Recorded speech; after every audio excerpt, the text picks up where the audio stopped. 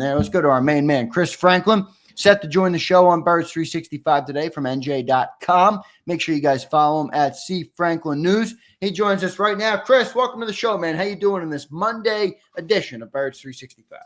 Not too bad. I wish I was down there at the Breakers right now. It would be kind of Well, I wish I was at the Breakers as well. But evidently they have mountain tents now. They don't even let you in the hotel, Chris, unless you're paid to play. You know what that means. Yeah, and it's if anybody gets a chance to at least go there near there, it's some good views. But yeah, it's a lot different from what I've seen watching the picture. Like, geez, yeah, it's crazy. They're trying to get people other than NFL media people and obviously ESPN, which pays for rights fees. Man, they're out in tents now. They keep moving out. The coach's breakfast used to be an hour. Now it's a half hour. Yeah. Anyway, but I digress. A little news coming out. Myles Garrett's coming back. Chris, you excited for that? Yeah, I was typing that before you got popped. I was like, oh yeah, okay, cool. Yeah, I'm looking forward to it because I mean, a lot of people thought he'd be here anyway, but a different way. Yeah, who thought? I thought it was the kid. Isn't there anybody more excited about Kenny Pickett returning? Never mind. Kenny's returning. Kevin Stefanski, St. Joe's Prep. Andrew Berry will be back.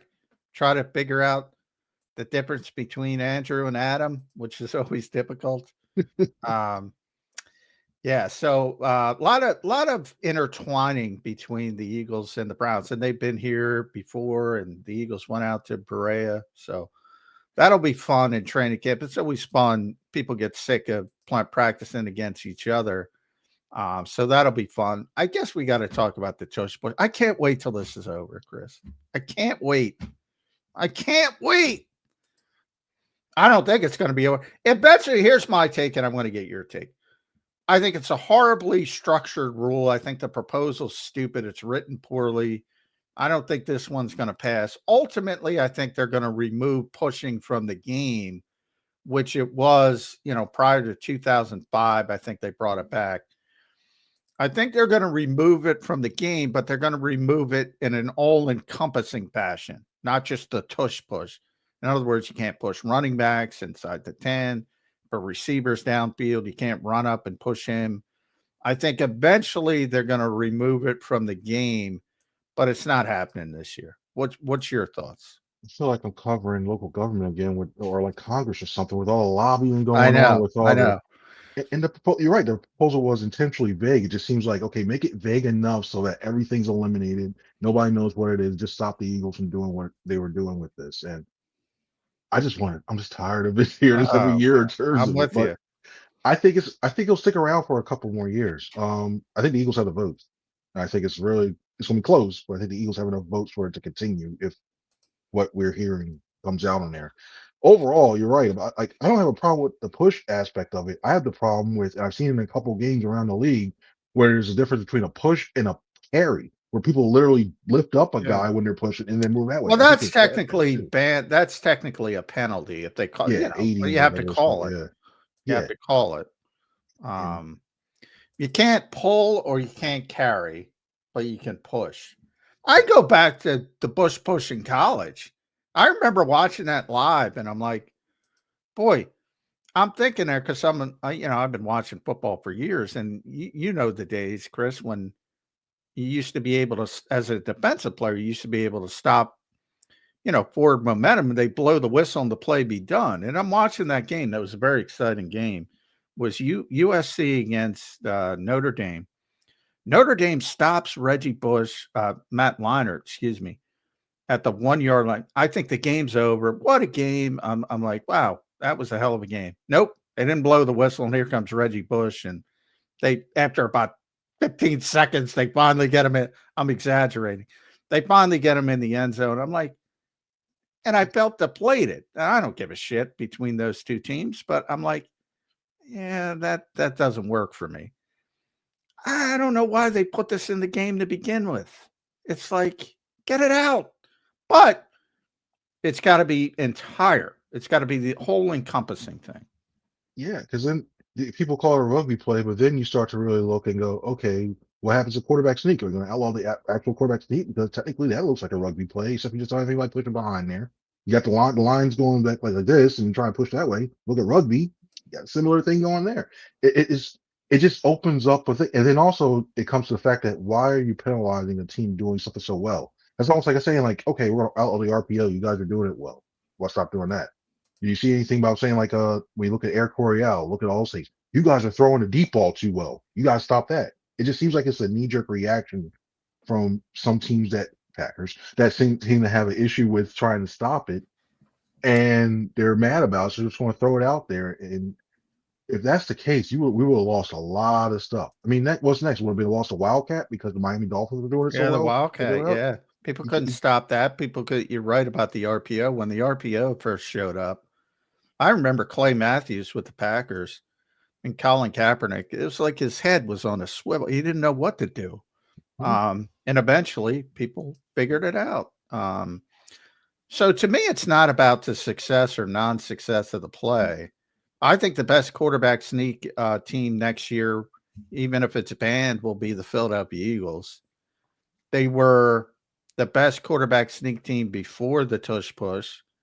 They will be the best quarterback team. The best quarterback sneak quarterback I've ever seen is Tom Brady, because the Patriots would just go tempo, spread you out, and Tom would say, all right, here's the bubble. I'm going to take my free yardage. I think the Eagles will do the same thing. So the irony to me is it's not going to affect the Eagles whatsoever. They're going to be the best quarterback sneak team in the NFL. Yeah. They converted at 93% in 2021 when they didn't use it. 93%. And say they do outlaw it. Say they do have the votes. Okay, what are you going to do? All they're going to do is just have Saquon line with a fullback, probably a half yard behind Hurts. Hurts quickly go behind there and stop it. It's still a touchdown no matter what. So let's run with sometimes I know the league wants to go, player safety, whatever. There's no injuries that have come with this. Like it's just everybody's trying to do this, and to hear guys like Sean McDermott and the defensive coach thing, tough-minded defensive coaches. I want to make sure that toughness. Blah, blah, blah. I know he's defense. He wants to protect that side of the ball, but to hear somebody just either perfect the play, learn how to stop it, or just move on. There's other plays in this league that should be looked at a lot more closely, a lot more care about than, oh no, they're lining up and they're pushing behind there and you can't stop it. Just get the 464-pound defensive tackle out of Florida. You'll be fine. Get that. I'm with John too. They're taking the wrong approach. I mean, you could look at this league as it's the biggest entertainment league in the world right now in terms of viewership, or at least in the country, in America. And I said to John, the one play that probably hurt the tush push more than anything this year was the play in the NFC Championship game where Frankie Louvu's because you got 60 million viewers watching this stupid thing and they're like, what the hell is this? That would be a better approach, because then you can say, NFL, you're hurting your entertainment value for the people that watch, or something along those lines. I don't think they've taken the right approach at it at all. I mean, Sean McDermott again today is like, oh, I care about the safety. I care about the safety. And as you pointed out, Chris, nobody cares. Nobody cares. Nobody cares. Nobody cares about that, like John just said. And I don't think they're taking the right approach, but we'll see what ends up happening with it. Yeah, and the only player safety I've seen happen when you have Lulu sitting down there not being patient, diving over, oh no, boom, and he hits his head, and you're like, oh, great, okay. That was the single worst moment though for the tush push this year. If you're talking about, for the detractors of it, that was the best moment, because it did show, even as an Eagle fan, it was like, all right, I mean, we got 6 minutes here trying to figure out this play. It was a nightmare. I just want to see the awarded touchdown. That would be fun. I mean, you're like, you guys get a touchdown, we're not going to give it to you, any of you guys, statistically. Wait, what? I go back to and I brought this up earlier in the show. You might remember the 2015 Patriots-Ravens game where the Patriots figured out the formational trick. They used 4 offensive linemen. They lined up a tight end. It was that crazy name, Michael Hulema. I forget how to pronounce his name. So he was playing left tackle, the defense, but he reported as eligible, making the slot receiver ineligible. And, if you're on defense and you've been playing this game you see a left tackle and he's running routes and the slot receiver's not eligible.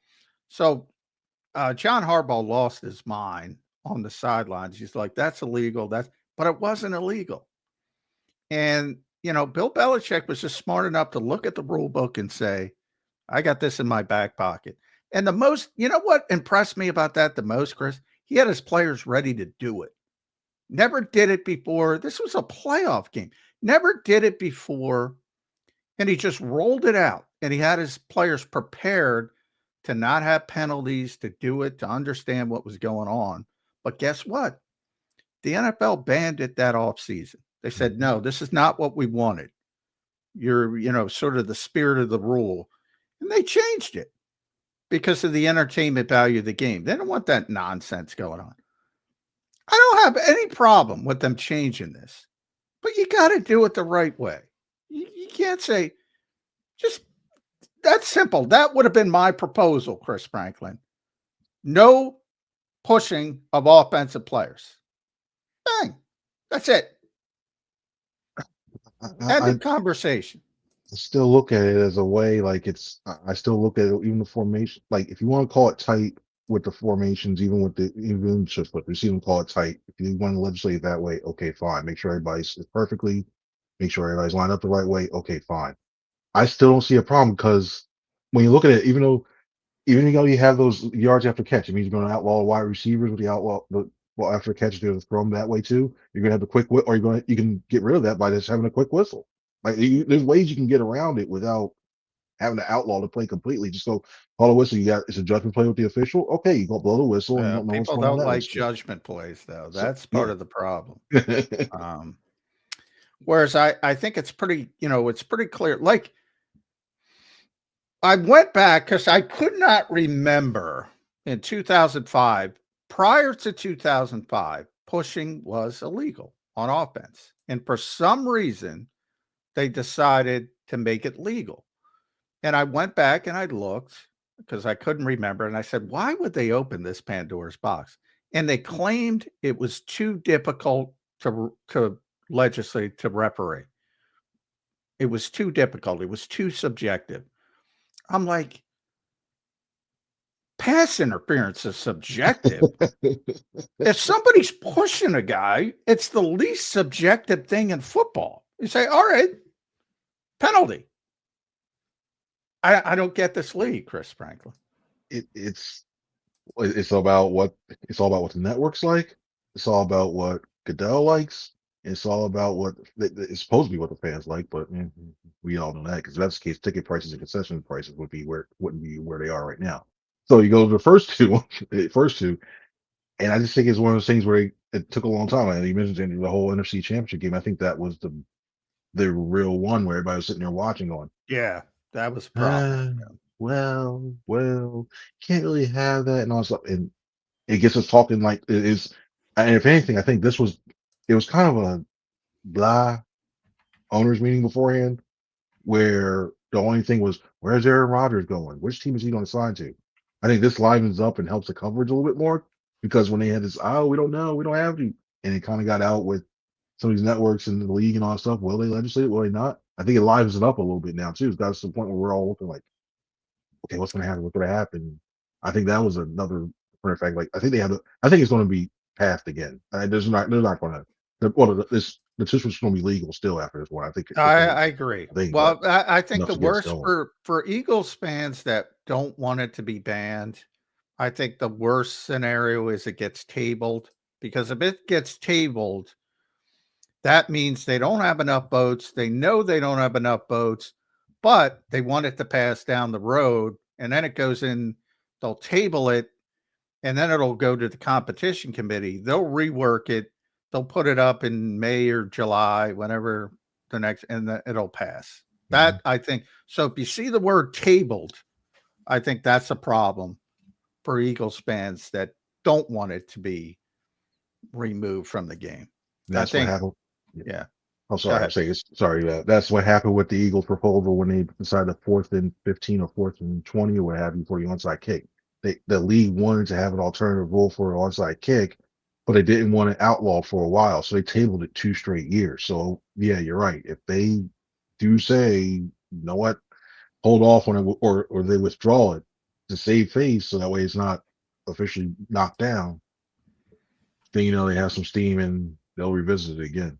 Yeah. We'll see what ends up happening with it. Chris, I want to get into the NFL draft, brother. 24 days away from the NFL draft for the Birds. They got 32, 64, 96, and then a litany of fourth and fifth round draft picks this year. What do you think the overall philosophy for the Birds? And we'll get into each position group and things like that. But if you're the Birds, what do you want to accomplish? What do you want to accomplish in the NFL draft this year? I think you try to. I think day 2 is going to be the day where they're really aggressive. I think I would not put it up. I'm still leaning towards a trade the 32nd pick because that's going to have a lot of value with that 5th-year option. So I wouldn't be surprised. I really think they wouldn't be surprised if they trade that pick to move back. We're all going to be up late going, yeah, it's just going to be fine. The Eagles are picking. And then the Eagles are traded with the Seattle That's Seahawks. the worst when you don't have a pick in the first round and you got to write something and it goes to the second round. But hey, I'll take it. Last time it was Lamar Jackson. Typically, there doesn't seem to be a quarterback that people would maybe want to go up for. But boy, the more I see people talking about, now I hear Tyler Shope, I don't even know how to pronounce his name, from Louisville. Teams are so desperate for quarterbacks, whether it's Jackson Dart or him. Is there a quarterback you want to go up for and get? Jalen Milroe, That's the quarterback. That's the guy. That's where you get some value too. The Eagles that year, the Lamar year, they got a future second round pick along with the ability to go down. Because I think teams like the Seattle Seahawks, you look at maybe the Browns, but I look at the Seahawks as a team, maybe the Saints too. Maybe they trade up. They don't have that many picks, but I look at the Seahawks as a team that you look at the Sam Darnold trade. I mean, the signing when he signed Sam Darnold, it's effectively a 1-year deal. You look at the systems they like to use up there. You need an athletic guy, and the fact that you have Darnold, he's not right. To me, Jalen Milroe is not ready to start right now. He's not.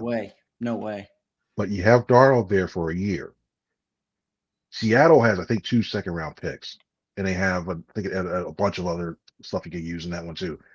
That's the team I really look for. As Howie and Josh Snyder, they've known each other for a long time. They got a decent relationship between them. That's the team I really look at as a potential. Say, hey, you know what? Trade up, you get another second-round pick that you can use, and then all of a sudden, you got the 2 seconds. You get the third, you get the fifth. So then all of a sudden, Howie has a couple fifths, and he starts playing jump around the board in the second round, try to get the guy. You get a defensive tackle, and I think you get an edge rusher. Those are 2 things. And if you really want to get the tight end, you can get there too. But I think you get tight end third round. I think there's still gonna be a decent amount of guys that get that. But I look at them trading back. You address the line. The benefit of you having this depth already on your team is it gives you the luxury of getting the best player available, and you have the ammunition to move around and get it if you want to. So I think that's what I say. Get the best player available, address your offensive and defensive lines, get a tight end just in case, and from there on out, whatever the best safety, you can get a safety if you want to, but get the best player available and don't worry about forcing needs for 3-4 years down the line. Just roll with it and see how it plays out. So we gotta up the propaganda on the other court, Tyler Show and Jalen Milroe I mean, if I'm the Eagles, I'm like paying news outlets Jackson Dart to pump these guys up like crazy, man. I think Pittsburgh's taking a quarterback. Seattle, as Chris mentioned, Las Vegas. I mean, you think about Geno Smith. All right, he's the answer now, but the future. They need a quarterback. The Saints need a future quarterback. There's so many quarterback desperate teams, and this is not a great quarterback draft in my mind. But boy, you mentioned Howie there. I was thinking about it, Chris. You mentioned his relationship with John Snyder. What Howie was like so lightly regarded when he first was GM. Now he's the elder statesman. He's got the relationships with everybody. He's a GM god. He's like the Brandon Graham of GMs. Everybody tried to run him out of here, and now he can do no wrong. It's one of the most amazing stories if you think about it. It really is. Are we going to see it after every draft pick? How we're just doing this after everyone's like, yeah, I just got another one. This was like but it is looking back from, and I know it was talked about a bunch, but you could thank Chip Kelly for it. That year away he looks different. And I know the league is still, you don't see that many people from outside the quote unquote traditional routes, the guys who used to play or used to be in scouting aspect, being general. You see those being dominant, more general managers as opposed to guys who took the path of Howie. But it's opened up the way that you need to start looking at guys like that a little bit more, and not just as your assistant GM, but as your lead guy, because it gives you a whole different perspective. Because if you had like say Joe Douglas was running it, running this team right now, because he's getting the true traditional. I don't think half these moves will be made. I don't think 3/4 of these moves would have been made. Or the fourth as well too. We've seen that what happened with the Jets. So I look at that as a way of to have somebody that thinks a little bit outside of the box. Yeah, and it's hard to believe after his first tenure as general manager, but you thank Chip Kelly for sending him away and getting a whole new perspective, and I think Yeah. Jeffrey Lurie too for allowing him to go around and talk to these other general managers, front office people from different sports, and get that new collective and think. Yeah, he did. He talked to Brian Cashman. He talked to R.C. Buford. He was over, I know, with the Manchester United, Yep. whoever was running. Yeah, he talked to a bunch of different people from, different sports who were successful GMs. It truly is. And I still remember when Jeffrey put Howie back in position after firing Chip Kelly, and it was some kind of vice president of football operations. And then he was talking about, oh, but we're going to address the situation long term. And then it became osmosis. Just, all right, I got through the press conference. Now we're going to slowly just put him back into place. And everybody stopped asking questions, and it just became like a thing. And he was back in position. It's truly an amazing story. I that is one where a book will need to be written on to explain what went on there. But you're right. Chip Kelly, in a lot of ways, doesn't get the credit he deserves, both good and bad, because he was so bad as a GM that got Howie back the job. And he also brought some interesting things to the organization, sports science, tempo, all that stuff that was sort of ahead of the curve. But it's funny, man. Sometimes it's better to be lucky than good. And the Eagles got lucky there. They really did. Yeah, we would have thought communication, lack of communication would be the only thing that stops Chip. Because I think if Chip learned how to communicate with people better, and I think if he was more of like a true leader, I think he would have been one of the best all time. The problem with him is he didn't know how to communicate. He didn't know how to talk to his guys. Didn't know how to, the stuff that you see in Sirianni in terms of getting that connection with the players and it's like you hear it over time. Chip didn't have that, and Nope. you see what happened. Emotional intelligence is what, Oh, yeah, got to coin that. But it would have taken one call from the New York Jets, and Howie would have been the GM of the Jets. Anybody could have hired him. Anybody. And he would have been out the door. History's fun. Yeah. But speaking of, the Eagles finally, Chris, confirmed their coaching staff. We knew all the moves, obviously. What's amazing to me is they lost 4 coaches all on the offensive side. We know Kellen Moore, Doug Nussmeier, then 2 lower-level guys, Kyle Valero, TJ Paganini. Nobody touched this defensive staff. What is wrong with this league? Anybody could have hired Christian Parker to be a defensive, or Clint Hurt, or even Bobby King. No, we don't want a defensive guy. After watching that Super Bowl, we don't want a defensive guy. Still an offensive league. And Aaron Glenn was, I think, more of an aberration just because you saw what he was able to do with all those different guys that called in. It's like, you got to hire this guy because he got a coach. He obviously was too good of a coach because he showed he can, all those injuries Detroit had, he was able to fill it and they were still playing high levels for that. So I think that was an aberration, but the league still skews to offensive guys trying to put points on the board. I think when you look at overall the guys, I see Parker's going to be the head coach before sometime at one point in his career, Christian Parker's going to be head coach. When I spoke last combine to the GM of the Denver Broncos, he said he's helped out with the personnel. He's been really good at it. So he's got personnel. He's helped with personnel. You've seen what he's done coaching these young guys as well too. You see he's able to relate. Christian Parker's definitely going to be a head coach. Clint Hurt, we know he's a former defensive coordinator. you wonder, like, is he going to get the chance again? I would be surprised if, say, Parker ever got a head coach. Hurt might be the DC. Who knows? Something like that. And even when you look at Joe Casper, the guy who been around for a little bit, but Joe Casper, I think he can be a defensive coordinator at some point for another team as well. So they got a lot of depth on that side of the ball. It's just the fact that the problem is it's the defense. It's not the thing. You get, if anything, I think you'd have more defensive coordinators with some of these guys getting head coaching jobs. Right. Have you? But yeah, and even with the Kellen Moore, you probably just knew that he was going to get Brandon Steele no matter what. Yeah. I mean, I know timing matters, but like, boys, if there was ever a time to lose some of these guys, it would be after having the number one defense in the NFL, winning your 14 of your last 15 games and shutting out Patrick Mahomes and Andy Reid in the Super Bowl. Like, if they didn't get hired now, are we sure they're going to get hired away? I don't know. Maybe the timing, And I also think that there's something there that Vic's not going to be coaching here forever. So if you stick around here a little bit, maybe you're named a successor in the future. So I think that's in play as well too. Yeah, that's legitimate. Who knows? I mean, Vic's 66. He's healthy. Obviously did a tremendous job. So it's not going to be anytime relatively soon. I do think anybody could have hired Christian Parker to be a defensive coordinator this year. Anybody. Forget about, I'm not talking about head coach. He might be a head coach now.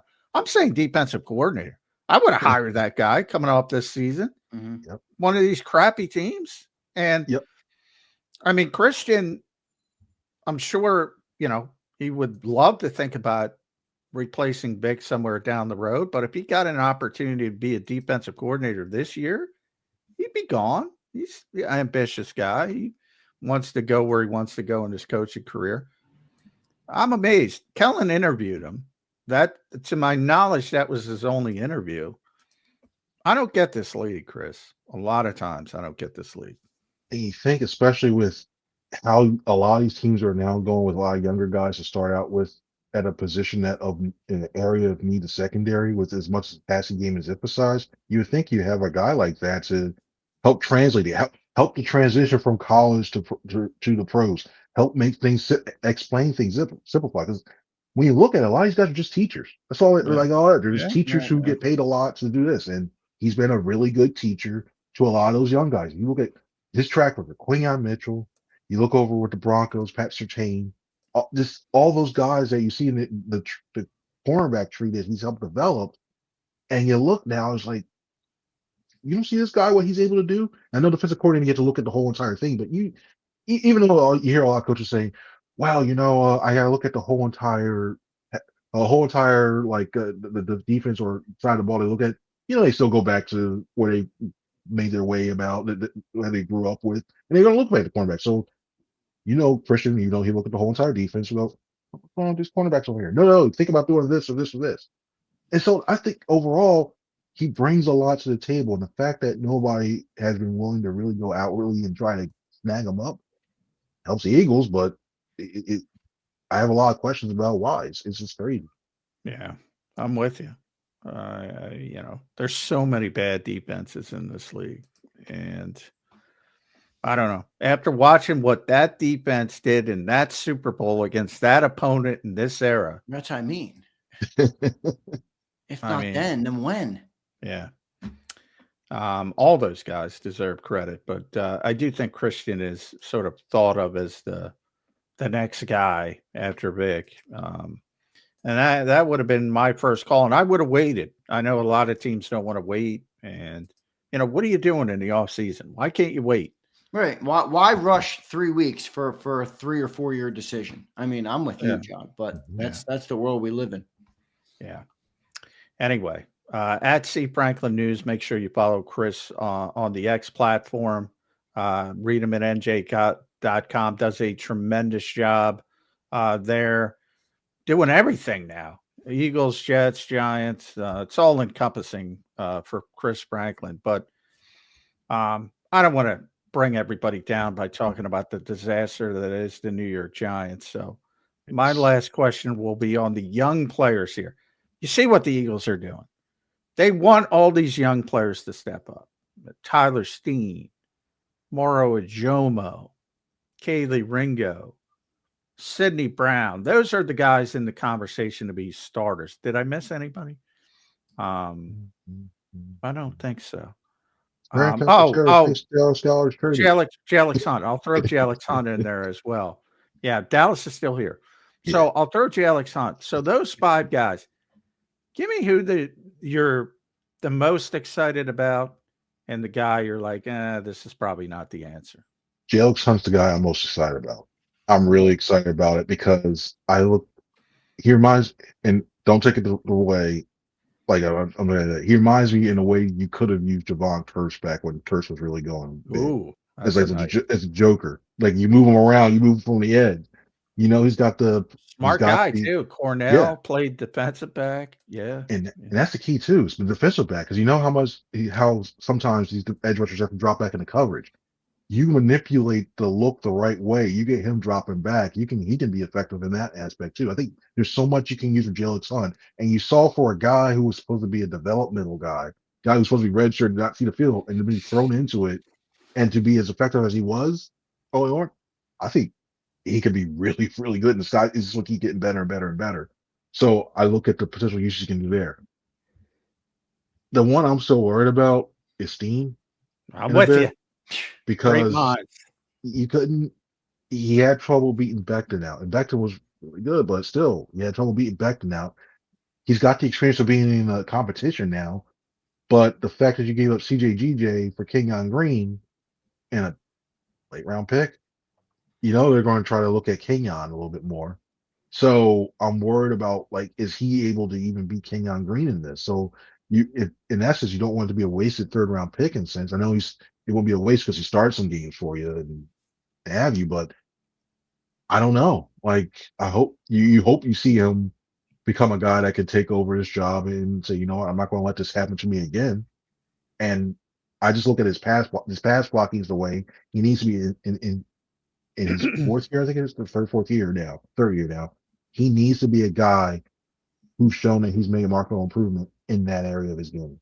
He gets 2 hands. His hand placement is a little off at times. Gets in that box. He gets beat on the inside by the quick rush. So I'm still a little worried about that position as a whole. So if I give you on March 31st, if I give you Tyler Steen versus the field, which is Kenyon Green, Trevor Keegan, you know who the Eagles' best right guard is? Matt Pryor. That's who their best right guard is. I think Matt Pryor might win the job. He played well in Chicago last year. Bad team, but he played well. So I'm giving you Tyler Steen versus the field.